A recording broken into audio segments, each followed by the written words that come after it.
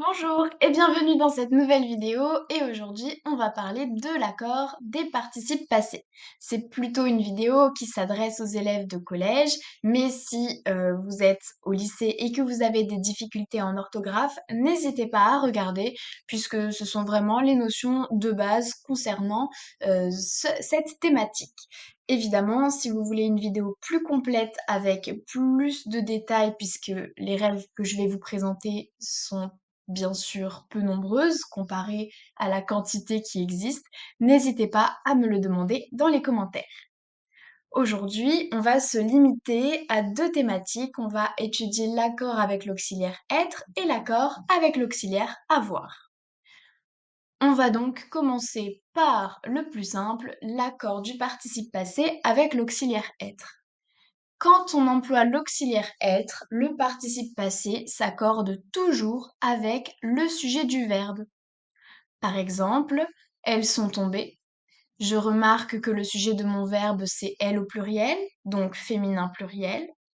Tomber va donc prendre e et s à la fin pour marquer l'accord féminin pluriel, puisque c'est le participe passé. Il va donc s'accorder avec le sujet. Deuxième exemple, ils sont arrivés. Je remarque que j'ai encore une fois mon auxiliaire être, sont.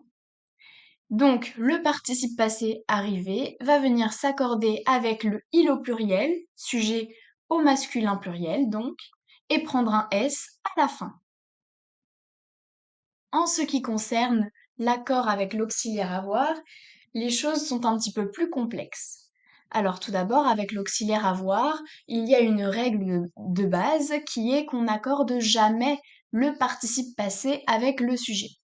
Il y a uniquement un seul cas dans lequel on va accorder le participe passé qui est employé avec l'auxiliaire avoir. C'est le cas où le COD, complément d'objet direct, est placé devant le verbe. Et dans ce cas-là, on ne va pas accorder le participe passé avec le sujet, mais avec le COD, s'il est placé devant le verbe. Si le COD est placé derrière le verbe, il n'y aura pas d'accord du participe passé. Par exemple, si je dis les fruits que j'ai ramassés, etc. Eh bien, j'ai ramassé quoi? Les fruits. Les fruits est donc le complément d'objet direct du verbe ramasser. Et si je regarde l'ordre de la phrase, eh bien mon COD, mon complément d'objet direct, se situe avant ce fameux verbe ramasser. Donc, ramasser va s'accorder avec le COD, les fruits, et donc s'écrire avec un S à la fin, marque du masculin pluriel. Second exemple, la glace, je l'ai mangée. Ici, le L' devant l'auxiliaire avoir est un pronom personnel complément. Je vous renvoie à la vidéo qui concerne les natures des mots pour plus d'informations à ce sujet. C'est un pronom personnel complément qui a donc la fonction complément d'objet direct et ce pronom personnel complément va reprendre la glace. En fait, il a ici l'utilité d'éviter de répéter deux fois la glace. Donc c'est pour cela que c'est un complément d'objet direct qui reprend la glace et comme c'est placé devant le verbe, eh bien il y aura l'accord. J'ai mangé quoi?